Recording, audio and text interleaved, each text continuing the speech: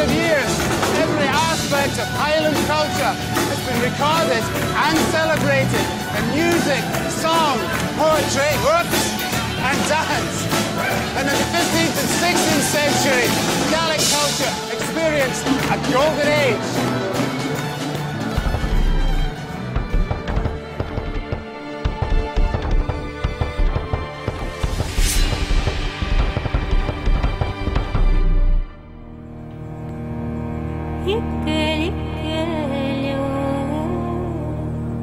Through the ages, the Highlands and Islands of Scotland have given rise to unique and beautiful forms of cultural expression.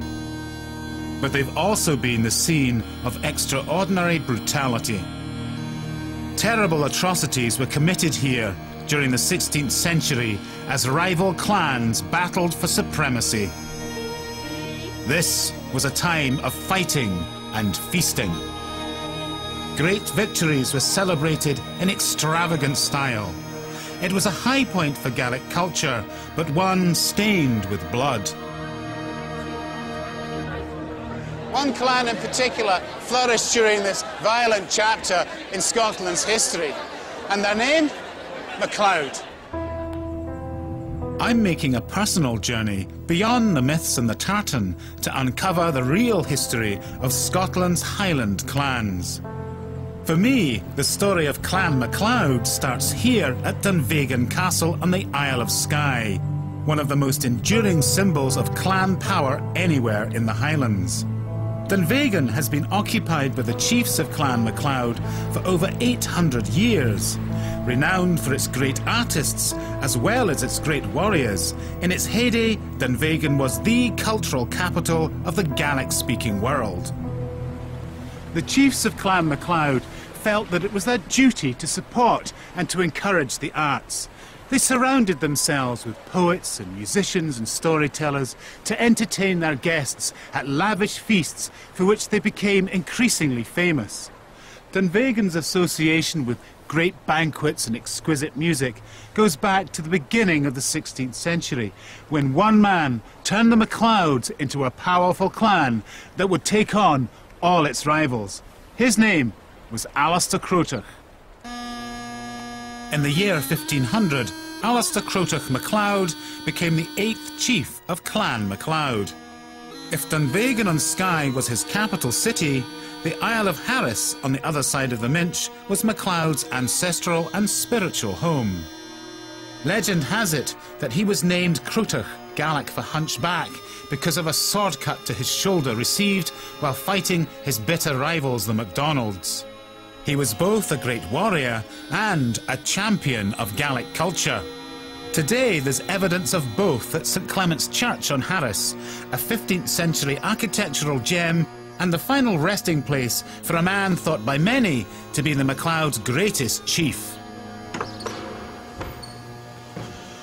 Well, a lovely space. I've never been here before, and it's a place I've always wanted to visit. Now, it's very important in the history of Clan MacLeod because for generations the chiefs of Dunvegan and Harris were buried here.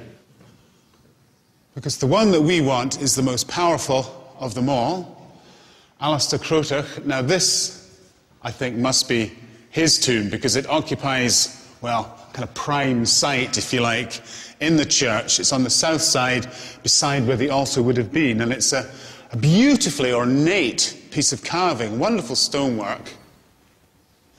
Down here, we've got an inscription in Latin, Hic loculus, that's here lies the body of Alexander.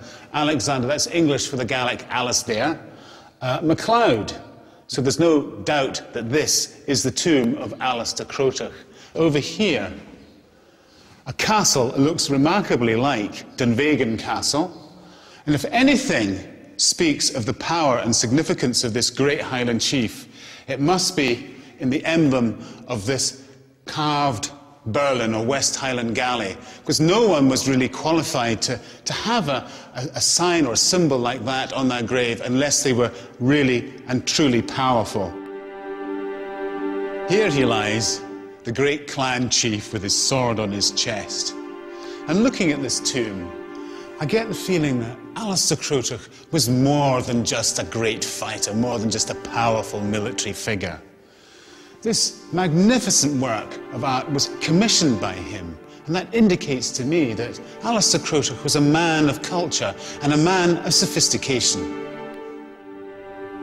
The wealth to build such a lasting memorial came from Alistair Crotach's ability to control a critical resource: land.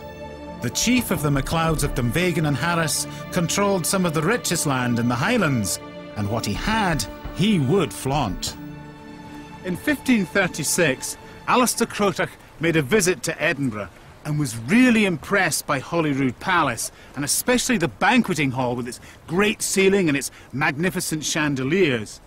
As he was admiring this, a lowland noble came and tapped him on the shoulder and said, "I bet you have nothing like this on Skye."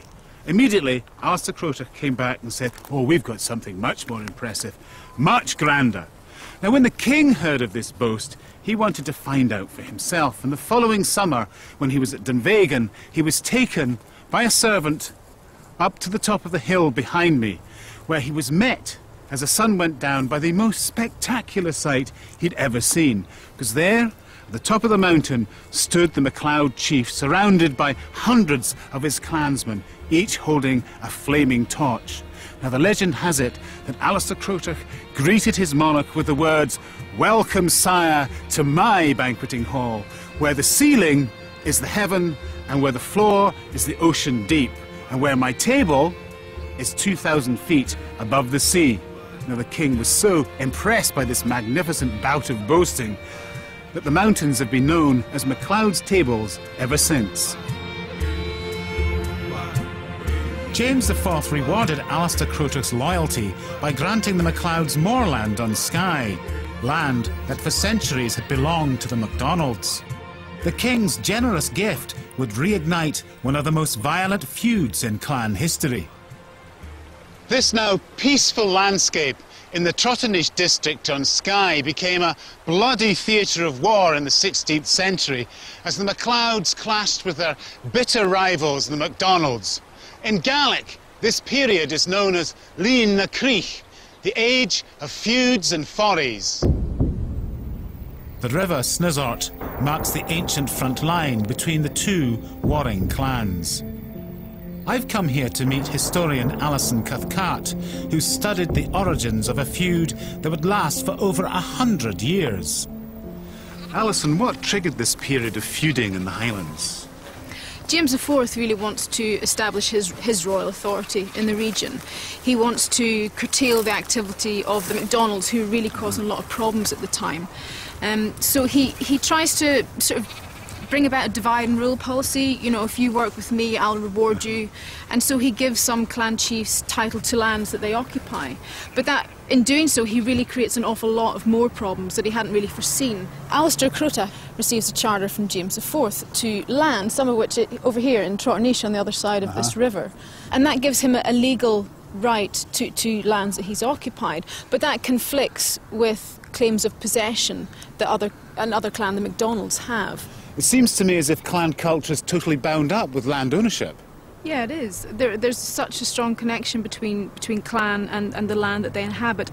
You have what's known as duchus in Gaelic, which is a claim of possession, land that your clan, that your ancestors occupied for centuries, and based solely on those rights of occupation, that land is yours. And so it's symbolic, but it's fundamental to the clan system. Land is their most important resource. And it's worth spilling blood over, presumably. Absolutely. And they spill lots of it readily.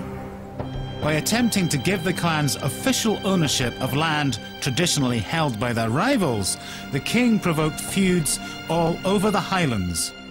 When Alistair Crotach died in 1547, the MacLeods were totally immersed in a culture of blood. Clan now attacked clan in a series of vicious tit-for-tat raids. One of the most notorious incidents